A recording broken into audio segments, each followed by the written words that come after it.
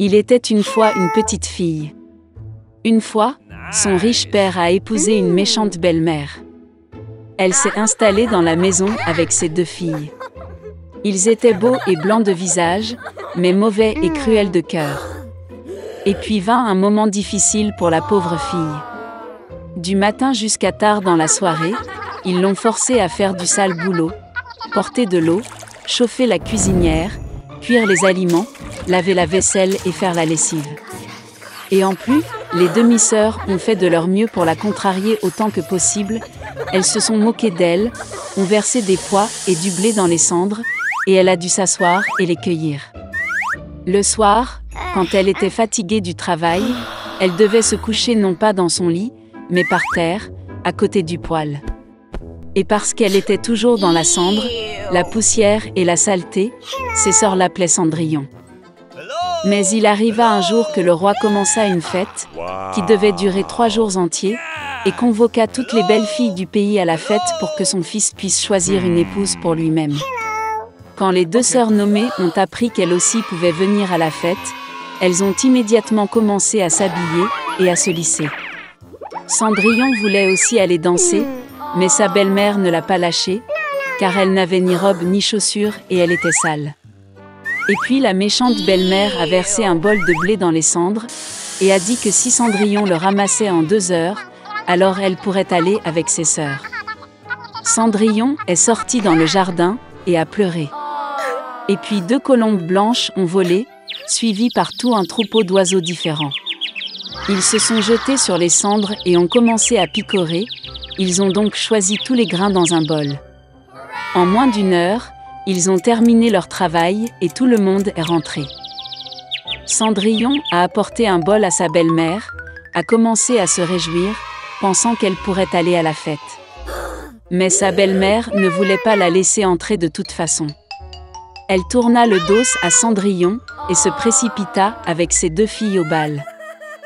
Quand il ne restait plus personne à la maison, Cendrillon s'assit par terre et pleura de chagrin. Et puis 2 colombes blanches ont volé, suivies par tout un troupeau d'oiseaux différents, et ils ont jeté leurs robes et leurs chaussures, brillantes et tout en or. Elle a rapidement mis cette robe et est venue vers la mariée. Ils ont vu ses demi-sœurs et sa belle-mère et ont pensé que ce devait être une étrange princesse. Elle était si belle dans sa robe dorée. Il ne leur est jamais venu à l'esprit que c'était Cendrillon. Le prince est venu à sa rencontre, lui a pris la main et ils ont commencé à danser. Et il aimait tellement Cendrillon qu'il ne voulait danser avec aucune autre fille.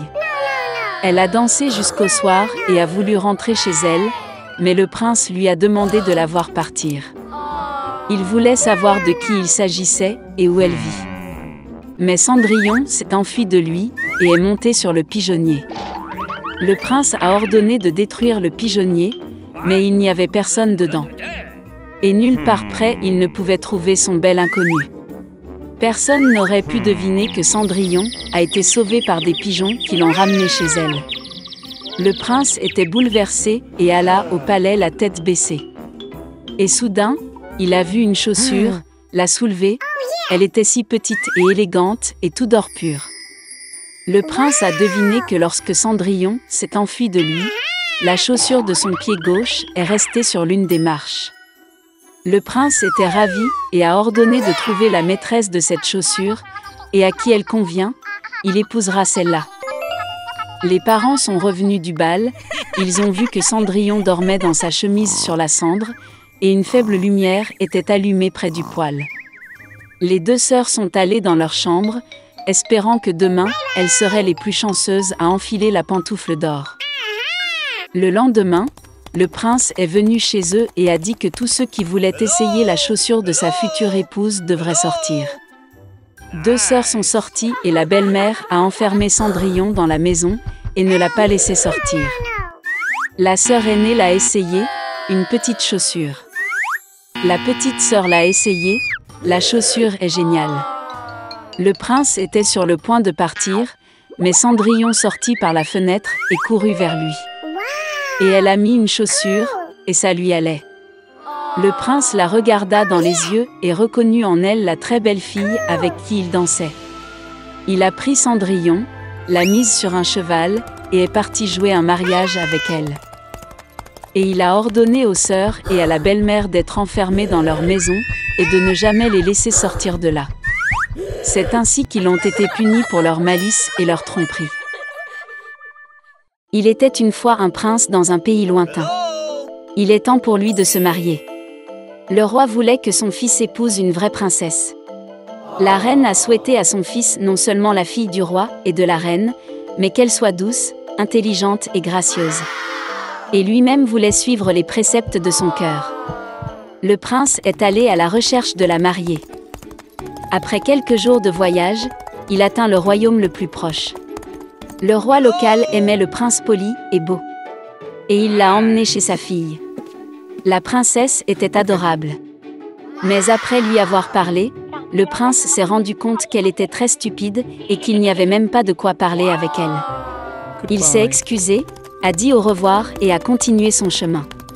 Dans le royaume suivant, le roi et la reine ont été fascinés par le jeune prince et l'ont immédiatement invité à rencontrer leur fille. Ils l'ont emmené dans la salle à manger, où la princesse dînait. Le jeune homme le salua, mais la fille ne le regarda même pas.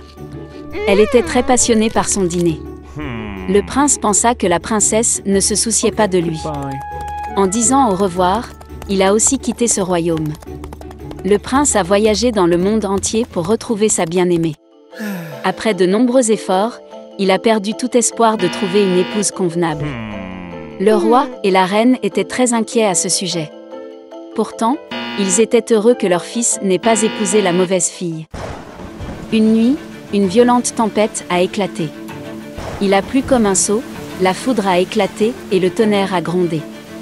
Le prince ne pouvait pas dormir, regardant les éclairs et continuant à rêver de sa princesse. Soudain, on frappa à la porte. Lorsque le prince ouvrit, une jeune fille se tenait sur le seuil. Elle tremblait violemment alors qu'elle était trempée partout sous la pluie. La pauvre fille était seule au milieu de tout ce mauvais temps qui faisait rage, mais même sous la pluie, elle semblait très douce.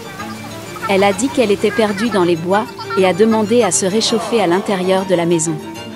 Le prince eut pitié de la pauvre fille et la laissa entrer dans la maison. Il la conduisit dans le salon et la fit asseoir devant la cheminée. La fille a dit qu'elle était une princesse d'un royaume lointain. Ils ont été attaqués et ses parents l'ont envoyée hors du château avec 2 soldats. Mais pendant la tempête, ils ont été perdus et la princesse a été laissée seule. C'était difficile pour la reine de croire cela, mais elle ne pouvait pas expulser la fille par un temps pareil. Lorsque le prince entra dans le salon, elle était déjà vêtue d'une robe sèche et propre que la reine avait donnée. Elle avait l'air éblouissante maintenant. Le prince n'en croyait pas ses yeux. Il est tombé amoureux. Mais à la demande de son père, il ne pourrait pas épouser une fille si elle n'est pas une vraie princesse. La reine comprit que le prince était tombé amoureux. Elle l'a rassuré et a dit qu'elle savait comment savoir si leur invité disait la vérité ou non. La reine se rend dans la chambre d'amis préparée pour la jeune fille et place un petit poids sec sous son matelas. Et en plus, elle a ordonné de mettre 6 autres matelas. Bientôt, la fille s'endormit dans sa chambre. Le lendemain matin, tout le monde attendait avec impatience le réveil de la princesse. Et quand elle s'est réveillée, la reine a demandé comment elle avait dormi cette nuit-là. La fille a répondu qu'elle était très reconnaissante pour la nuit et qu'elle dormirait beaucoup plus mal dehors sous la pluie. Malgré cela, elle dormait très mal et ne dormait pas suffisamment. Et maintenant, son dos lui fait mal, comme si elle dormait sur une pierre. C'était la réponse que la reine attendait. Elle savait que seule une princesse pouvait sentir le poids caché sous les 7 matelas. En entendant cela et en apprenant que la jeune fille était une vraie princesse, le prince a dit au roi qu'il voulait l'épouser. Le roi et la reine ont joyeusement béni le mariage de leur fils et de leur princesse. Le prince a demandé à la jeune fille de rester dans le palais jusqu'à la fin de la guerre dans son royaume. Et lui-même a envoyé ses troupes pour aider à sauver son pays. Ils se sont rapidement mariés et ont vécu heureux pour toujours.